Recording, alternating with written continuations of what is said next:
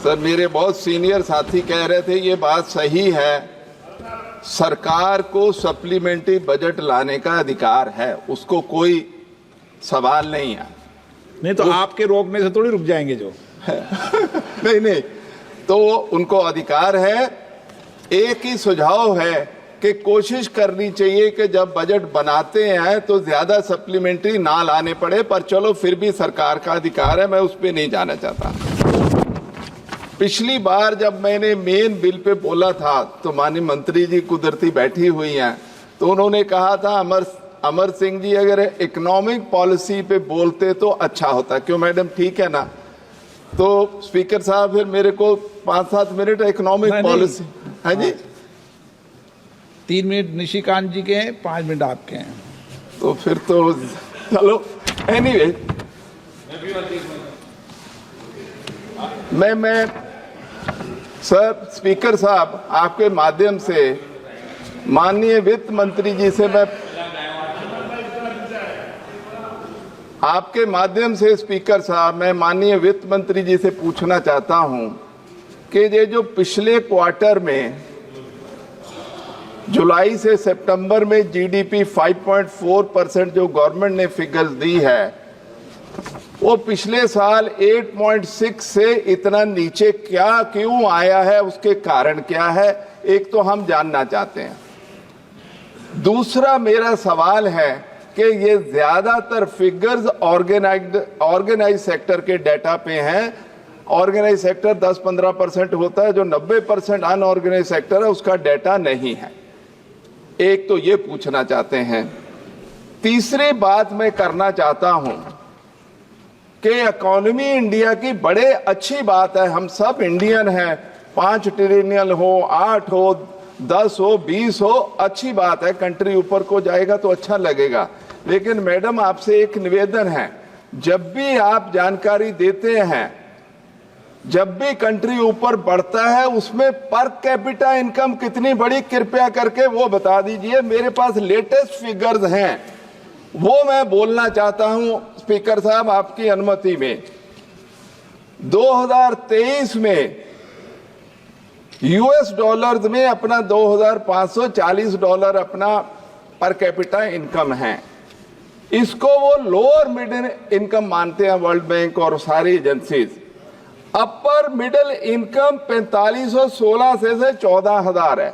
तो मेरी आपसे सवाल ये है कि अपन 4500 वाली फिगर कब क्रॉस करेंगे, कि उस फिगर में कब पहुंच जाएंगे? जीडीपी बढ़े बहुत अच्छा है, टोटल इकोनॉमी बढ़े, उस फिगर में कब पहुंचेंगे? एक तो मेरा आपसे सवाल ये है।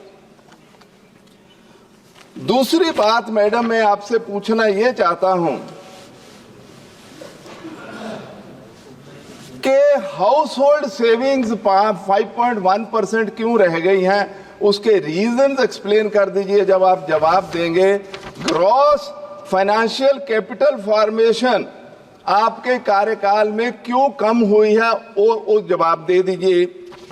और एक सवाल का मैं जवाब जरूर देना चाहता हूं, क्योंकि बार बार आप लोगों ने कहा हमने यूपीए ने इतना दिया, एनडीए ने इतना कर दिया। मैं सिर्फ 2-3 डिपार्टमेंट्स का मैं बजट की परसेंटेज लेके आया हूं, और आपसे निवेदन है कृपया करके जब आप बोलते हैं तो आप बताइए इस साल के बजट का इतना परसेंटेज हमने, यूपीए ने इतना दिया था, आपने इतना। मैं 2-3 का ही लेके आया हूं, ज्यादा नहीं।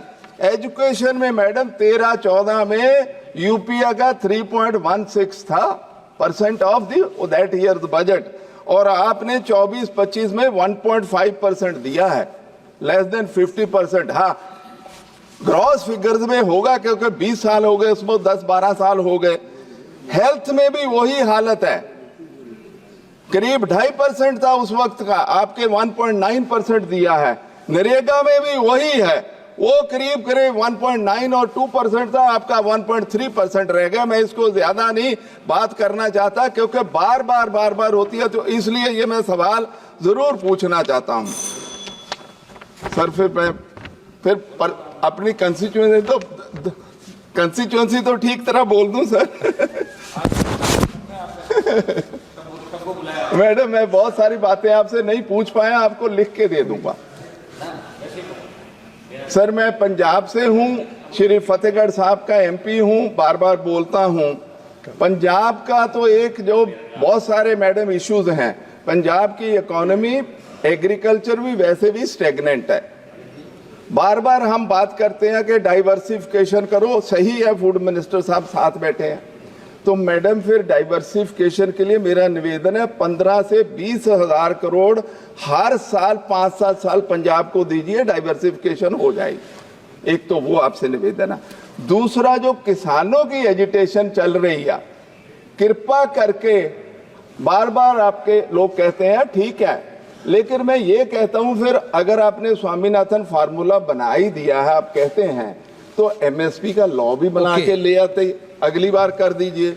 तीसरी बात सर, मैं फतेहगढ़ की बात तो 8 बजे समाप्त खत्म होने वाला, एक सर, मिनट तो बस बोलने दो उनको। फतेहगढ़ साहब की। धन्यवाद फतेहगढ़ सर, अध्यक्ष महोदय। 1 मिनट फतेहगढ़, 1 सेकंड बोलो। साहब तो कह दूं सर, नहीं तो फिर मेरे सर मैं फतेहगढ़ साहब का बार बार कहता हूं कि वहां, और ये महीना जो दिसंबर का है, छोटे साहबजादे को तब जिंदा चिना था, इस महीने ही ये केंद्र सरकार उसको इंटरनेशनल टूरिस्ट सर्किट में ले ले और उसको धन्यवाद अध्यक्ष महोदय।